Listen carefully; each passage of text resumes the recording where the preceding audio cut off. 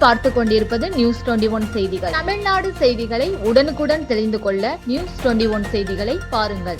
கள்ளக்குறிச்சி வடக்கு மாவட்டம் திருநாவலூர் மேற்கு ஒன்றியத்தின் இளைஞரணி சார்பில் கலைஞர் 102வது பிறந்தநாள் திமுக அரசின் 4ஆண்டு சாதனை விளக்க திருமுனை பிரச்சார கூட்டம் களமருதூர் அண்ணா திடலில் திருநாவலூர் மேற்கு ஒன்றிய செயலாளர் KV முருகன், மாவட்ட இளைஞரணி அமைப்பாளர் அருண்ராஜ் ஆகியோர் தலைமையில் நடைபெற்றது. இந்நிகழ்ச்சியில் ஒன்றிய இளைஞரணி அமைப்பாளர் சேதுபதி வரவேற்புரையாற்றினார்.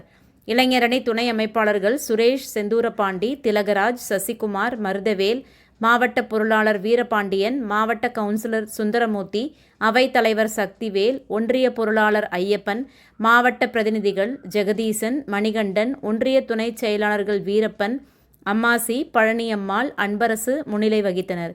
இதில் தலைமை கழக பேச்சாளர்கள் குடியாத்தம் புவியரசி, ரோஜா 4ஆண்டு சாதனைகளை விளக்கி சிறப்புரையாற்றினார். இதில் ஊராட்சி கழக நிர்வாகிகள் கண்ணாயிரம், நசருல்லா, கோவிந்தன், ஐயனார், சங்கர், கார்த்திகேயன், கண்ணன், ஜெகர்தீன், மீரா உள்ளிட்ட நிர்வாகிகள் கலந்து கொண்டனர். முடிவில் ஒன்றிய கவுன்சிலர் வெங்கடேசன் நன்றி உரையாற்றினார்.